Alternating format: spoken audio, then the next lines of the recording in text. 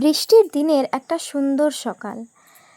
চারিদিকে যেন সবুজে সবুজ হয়ে গেছে। বর্ষার জলে গাছগুলো যেন নতুন করে নিজেদের প্রাণ ফিরে পেয়েছে।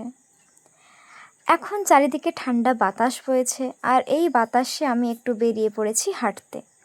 চারিপাশটা খুবই সুন্দর দেখাচ্ছিল, খুবই।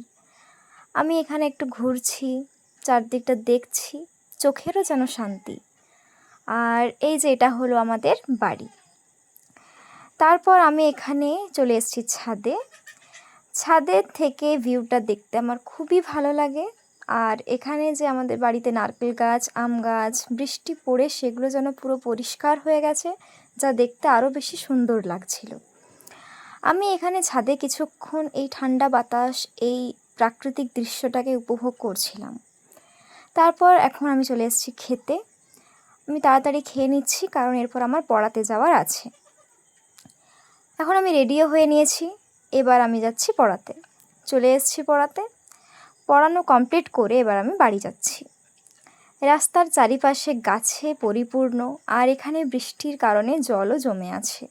চারিপাশটা খুবই সুন্দর দেখাচ্ছিল।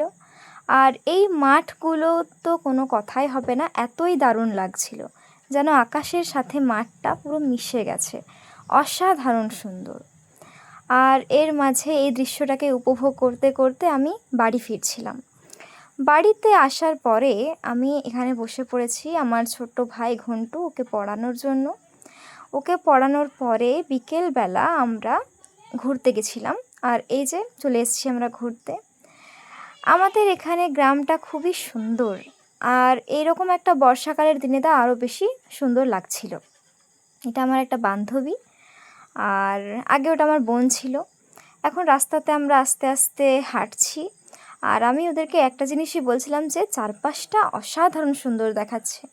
মানে এই কথাটা আজকের ভিডিওতে হয়তো আমি অনেকবার বলে ফেলেছি, কিন্তু সত্যি আমি আর কিছু বলতেই পারছি না, কিছু এক্সপ্লেন করতেই পারছি না, এতটা দারুণ লাগছিল। আর এখানে আমরা চলে এসেছি একটা মিনি পার্ক। মিনি পার্ক বললাম এই কারণে, কারণ এটা কোনো পার্ক নয়, এটা হলো আমাদের গ্রামের প্রাইমারি স্কুল। আর এখানে আমরা দোলনায় বসে গেছি আর দুলছিলাম। খুবই মজা হয় যখন আমরা যাই, যেহেতু স্কুলে এখনও কোনো তালা দেওয়া নেই, তাই আমরা ওখানেই বিকেলবেলার সময়টা কাটাই। আর এটা হচ্ছে আমার বোন। তো দোলনায় দোলার পরে আমরা চারপাশটা একটু ভিডিও করে নিলাম। এটা হচ্ছে আমাদের খেলার মাঠ, এটা আমাদের প্রাইমারি স্কুল। আর এখানে চারিপাশে তো খেলার জিনিসগুলো সব আছে, আর এখানে গাছ, যা খুবই সুন্দর। এখন আমরা গুটি গুটি পায়ে রওনা দিলাম বাড়ির উদ্দেশ্যে। বাড়িতে এসে আমি আরও একবার উঠে গেছি ছাদে। ছাদের এলে আমার মনটা ভালো হয়ে যায়, যতই কষ্ট থাকুক যাই থাকুক, ছাদে এলে আমি সেটা প্রায় যেন ভুলেই যাই। আর এখানে আমি কিছুক্ষণ বসলাম, তারপর রেডি হয়ে চলে গেছিলাম আমাদের পাশের গ্রামে। একটা পুজো ছিল, পঞ্চমী, তো সেই কারণে আমরা রেডি হয়ে চলে গেছি। আর এই যে আমি এখানে বসে আছি, আমার লুকটা এতটাও ভালো লাগছে না। আর এখানে মা যাচ্ছে মন্দিরের কাছে। আজকের ভ্লগটা এতটাই, বাই।